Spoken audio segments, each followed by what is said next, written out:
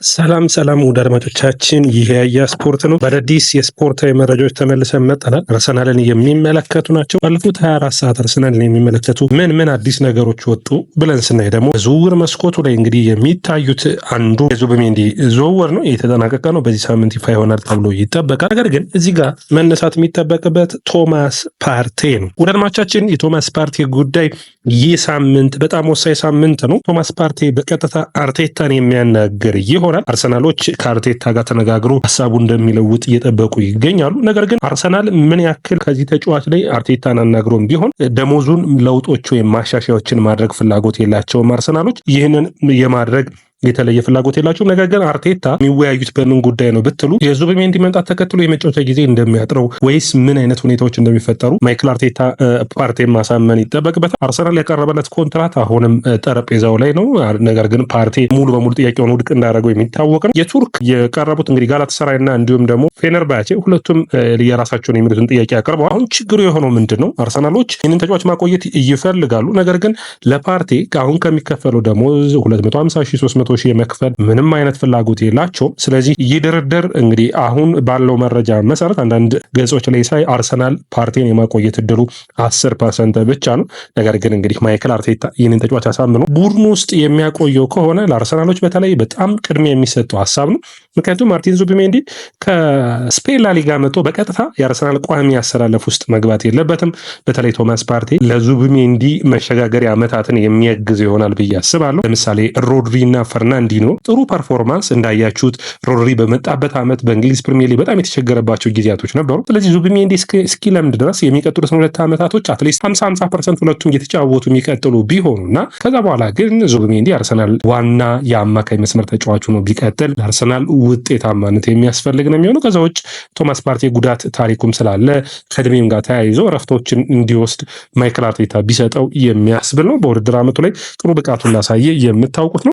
ቻችን በእናንተ እይታ ስለ ቶማስ ፓርቴ ምን ታስባላችሁ? ኮሜንት መስጫ ቦክስ ላይ አስቀምጡልኝ። አርሰናሎች የሱን ተተኪም ፍላጎት እንዳላቸው ይታወቃል። ሉሲያኖ ጎሜ አንዱ ነው። እንግዲህ ዝውውሩ ይደረጋል ወይ? ቶማስ ፓርቴ በዚህ ሳምንት ውሳኔ የሚጠበቅ ነው የሚሆነው። ምን ታስባላችሁ? ኮሜንት መስጫ ቦክስ ላይ አስቀምጡልኝ። ይህ ያያ ስፖርት ነው። ላይክ፣ ሼር፣ ኮሜንት ሰብስክራይብ ማድረጋችሁን አትርሱ። የእናንተ ላይክ፣ ሼር፣ ኮሜንት ሰብስክራይብ ብዙዎቹ ጋር እንድንደርስ ያግዘናል። ሁለተኛው መረጃችን የሚሆነው እንግዲህ የኬፓን የሚመለከት ነው። ኬፓ እንግዲህ በአርሰናል እይታ ውስጥ እንደሆነ ከአርሰናል 5 ሚሊዮን ዩሮን ለመክፈል ሙሉ በሙሉ ስምምነት ላይ እንደደረሱና በዚህ ሳምንት የአርሰናል የስብስቡ አካል ይሆናል። በአርሰናል በጣም በጥሩ ዝውውር የፈጸሙት ይህንን ነው። እንዴት ካላችሁ አንደኛ ዴቪድ ራያን በትሬኒንግ ወይም በስልጠና ማዕከሉ ላይ በደንብ ፑሽ ማድረግ የሚችል ጥሩ ብቃት ያለው ተጫዋች ነው። ስለዚህ አርሰናል በኤፍኤ ካፕ እንዲሁም ደግሞ አንዳንድ በቻምፒዮንስ ሊግ ጨዋታዎች ላይ ዴቪድ ራያን ጠንካራ ተፎካካሪ አድርጎ ኢናኪ ፔና ከዚህ ከሁለቱም በማፎካከር የተሻለ ብቃትን እንዲያወጡ የሚያግዝ ይሆናል ብዬ አስባለሁ። ከዛ ውጭ ዴቪድ ራያ በፔናልቲ በኩል ትንሽ ድክመቶች ይታዩበታልና አርሰናሎች በተቸገሩባቸው ጊዜያቶች ኬፓ ፔናልቲዎችን በማስቀረት ደግሞ በጣም ጥሩ ክህሎት ያለው ግብ ጠባቂ ነውና ሊያሰልፉት የሚችሉበት እድል ይኖራል ብዬ አስባለሁ።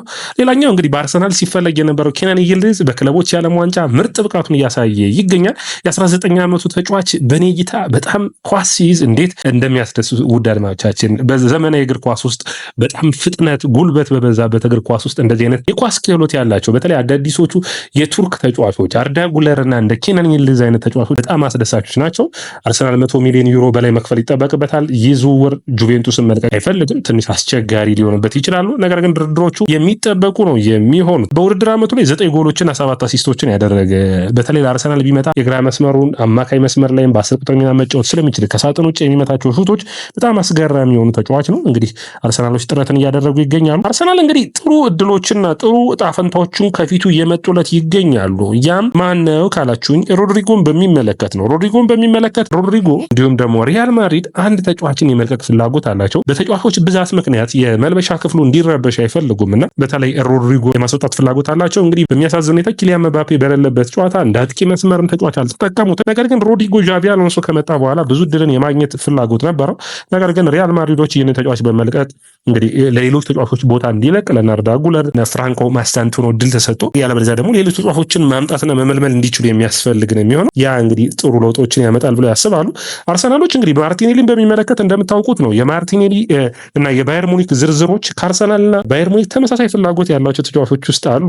አንዱ ኒኮ ዊሊያምስ ነበር። ሁለቱንም ከድቶ ወደ ባርሴሎና ሄዷል። ባርኮላ አሁን በሁለቱም ቡድኖች ይፈለጋል። አርሰናልም የመጀመሪያ ያለውን ጥያቄ ስለ ባርኮላ አጣርቷል። ነገር ግን ፓሪስ ሴን ጀርመን ደህና ገንዘብ ያለው ቡድን ነውና የኳታር ባለሀብቶቹ ከዚህ ዝውውር ላይ የሚወጡ ይሆናል። ሌላኛው ራፋኤል ሊያኦ ነው። ጀርሚ ጊተንስንም ያስባሉ። ጊተንስ ወደ ቼልሲ የሚሄዱ ነገር ሰፊ ነው። ስለዚህ አርሰናልን ከ50 እስከ 60 ሚሊዮን ፓውንድ ብናቀርብ ማርቲኔሊን ይሰጠናል ብለው ያስባሉ። እንግዲህ ድርድሮቹ የሚጠበቁ ነው የሚሆኑት። አርሰናል በፍላጎቱ ነው ማድረግ የሚችለው። ማርቲኔሊን አለመልቀቅም ይችላል። ምክንያቱም ያለው ቀሪ ኮንትራት የ3 ዓመት ኮንትራት ነውና አርሰናል ከፍተኛ የሆነ ድርሻውን መያዝ የሚችል ነው። በውድድር ዓመቱ 7 ጎልና 2 አሲስቶችን ማድረግ ችሏል። እንግዲህ ማይኬል አርቴታ የማርቲኔሊ ከፍተኛውን አድናቂ እንደሆነ ታውቃላችሁ። ስለዚህ ውሳኔዎች የሚጠበቁ ነው የሚሆኑት።